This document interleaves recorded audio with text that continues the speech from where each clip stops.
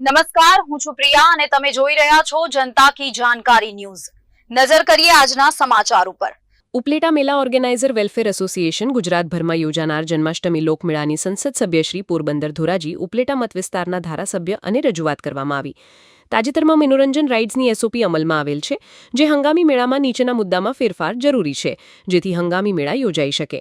અમારી રાઇડો કોઈ વિદેશી કંપની દ્વારા નિર્મિત ના હોય, પણ આવી રાઇડો ગુજરાતના કુશળ કારીગરો જે વર્ષોથી પેઢી દર પેઢી આ વ્યવસાય સાથે સંકળાયેલ હોય તેવા કારીગરો દ્વારા બનાવવામાં આવે છે। જેવી રીતે ખેતી કામમાં ઉપયોગ લેવાતા સનેડા જે ગુજરાતના કુશળ કારીગરો દ્વારા બનાવવામાં આવે છે, જેને ગુજરાત સરકાર અને ભારત સરકારશ્રીએ માન્યતા આપવામાં આવેલી છે, તેવી જ રીતે અમારી રાઇડોને પણ માન્યતા આપવી જોઈએ, જેથી કરી ભારતના માનનીય વડાપ્રધાન શ્રી નરેન્દ્રભાઈ મોદી સાહેબનું મેક ઇન ઇન્ડિયાનું સ્વપ્ન સાકાર થાય। જ્યારે રાઇડો કુશળ કારીગરો દ્વારા બનાવવામાં આવી હોય ત્યારે રાઇડ મેન્યુઅલ સરકારશ્રી દ્વારા માન્યતા પ્રાપ્ત ક્વોલિફાઈડ પર્સન ચાર્ટર્ડ એન્જિનિયર દ્વારા આપવું શક્ય છે। તેના માટે અમો તૈયાર છીએ। આમ તો સરકારશ્રી દ્વારા બનાવેલ એસઓપીમાં સ્પષ્ટ છે કે એસબીસી રિપોર્ટ આવ્યા બાદ જ ફાઉન્ડેશન નક્કી થતું હોય, પરંતુ અમારી રાઇડમાં લોખંડનું ફાઉન્ડેશન બનેલું જ હોય છે। છતાં પણ સોઇલ ટેસ્ટ યોગ્ય ના આવે ત્યારે વિકલ્પના ભાગરૂપે અમે એન્કરિંગ એટલે કે લોખંડના ખીલા કરી ફાઉન્ડેશનનો વિકલ્પ પૂરો કરી શકીએ છીએ। સલામતી અને સુરક્ષાના મુદ્દાને લઈને અમે કોઈ પણ બાંધછોડ કરવા માંગતા નથી અને અમો સલામતી અને સુરક્ષા માટે નીચે મુજબના એસઓપીના નિયમો પૂરા પણ કરીએ જ છીએ, જેથી કરી અકસ્માતો ટાળી શકાય। ઉપરોક્ત સલામતી અને સુરક્ષાને લગતા મુખ્ય મુદ્દાનું અમે પાલન કરીએ છીએ, જેથી કરી અકસ્માતો ટાળી શકાય અને અમારા ગરીબ માણસોની રોજગારીનો પ્રશ્ન છે। સરકારશ્રી થોડું ઘટતું કરી આપે તો લોકમેળા યોજના શક્ય બની શકે તેમ છે। તાજેતરમાં ગુજરાત સરકારશ્રી દ્વારા જે એસઓપી બનાવવામાં આવી છે તે પરમનન્ટ પાર્ક માટે યોગ્ય છે, પણ આવી કોઈ એસઓપી લોકમેળા માટે ભારતભરના બીજા રાજ્યોએ લાગુ કરેલ નથી, જેની પણ સરકારશ્રીએ નોંધ લેવી જોઈએ। જો માનનીય વડાપ્રધાન શ્રી નરેન્દ્રભાઈ મોદી સાહેબનું મેક ઇન ઇન્ડિયાનું સ્વપ્ન સાકાર કરવું હોય તો નિયમોમાં ફેરફાર કરી લોકમેળા શરૂ થાય તેવા પ્રયાસ કરવા। અહેવાલ વિપુલ ધામેચા, ઉપલેટા। મારું નામ ડાયાભાઈ ગજેરા, સામ્યવાદી પક્ષ માર્ક્સવાદી રાજકોટ જિલ્લા મંત્રી છું।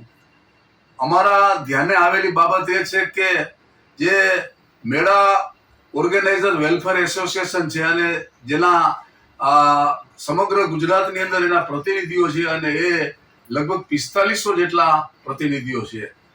આ પ્રતિનિધિઓ દ્વારા ગુજરાતની અંદર જે મેળાઓ યોજાય છે એ મેળાની અંદર તેઓ પોતાના ચકડોળ ચડાવે અને તેઓ લોકોને જે આનંદ આપવાની જે કામગીરી કરે છે એ કામગીરીને સરકારે એવા કડક નિયમો બનાવ્યા છે જે નિયમોથી ચકડોળ ચલાવી શકાય નહીં અને પ્રજાને આ આનંદ લેવાથી વંચિત રાખવાની કોશિશ ગુજરાત સરકારના વહીવટી તંત્ર દ્વારા કરવામાં આવી રહી છે। આપણામાં કહેવત છે કે પાડાને વાકે પખાલીને ડામ।